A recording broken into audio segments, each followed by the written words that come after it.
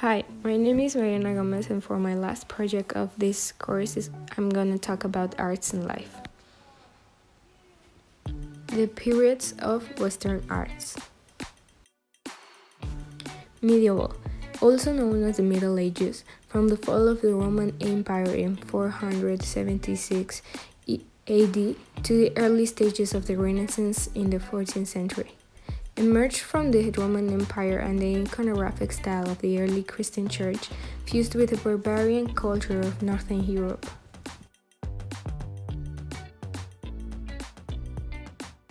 The characteristics of medieval art are the worship or offer to God, thus obtaining His grace or indulgence, the dark imagery, classic mythology, Gothic architecture, and the symbol of the growing wealth of European cities and the power of church monasteries.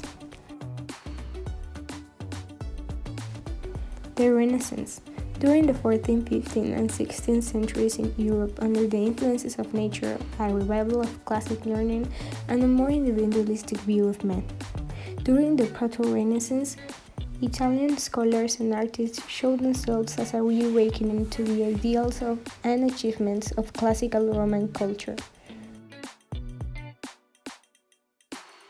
The characteristics of Renaissance are individualism, secularism, classicism, nature depicted, the outdoors, anatomy, linear perspective, and realism. The Mannerism emerged in the 1530s and lasted until the end of the century. It is named after maniera, an Italian term for style or manner, and refers to a stylized, exaggerated approach to painting and sculpture.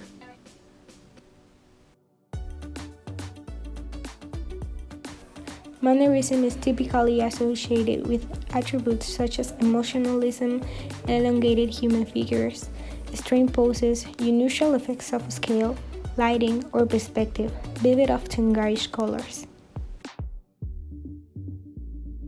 The Baroque. At the time, a backlash against the conservative Protestant Reformation was compelled by the Catholic Church to re-establish its importance and grandeur within society.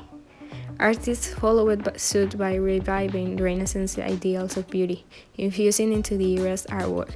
Music and architecture, a revival nod to classicism further enhanced by a new exuberant extravagance, and penchant for the ornelle.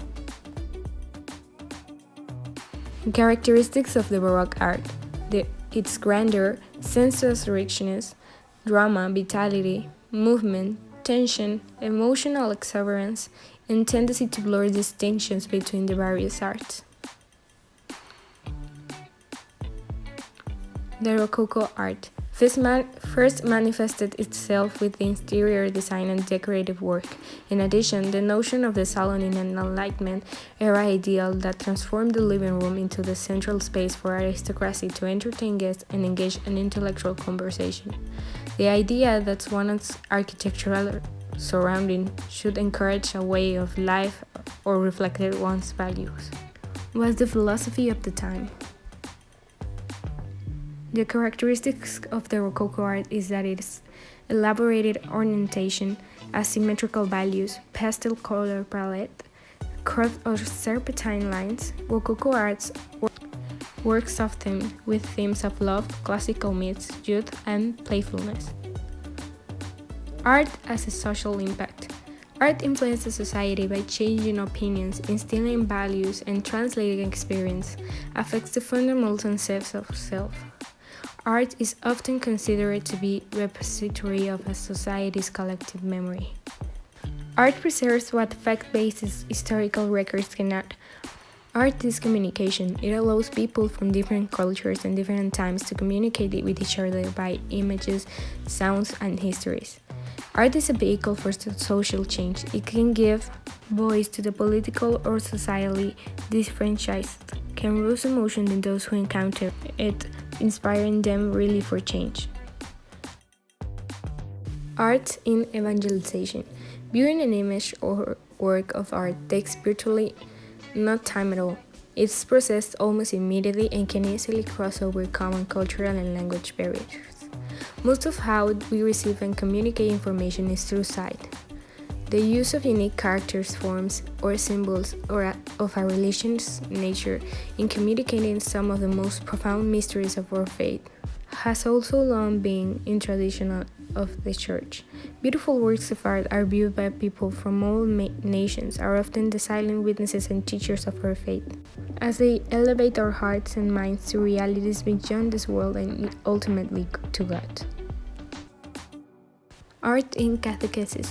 The primary intention of such aesthetic media is to communicate a truth in a more agreeable manner. Paintings or stained glass windows are meant to present a meaning to the contemporary person. It attracts people that are searching for a meaning in their lives or an explanation of something. It helps to make a stronger base for the history of the Church. It makes people feel more confident about what they're learning. Thank you for your attention.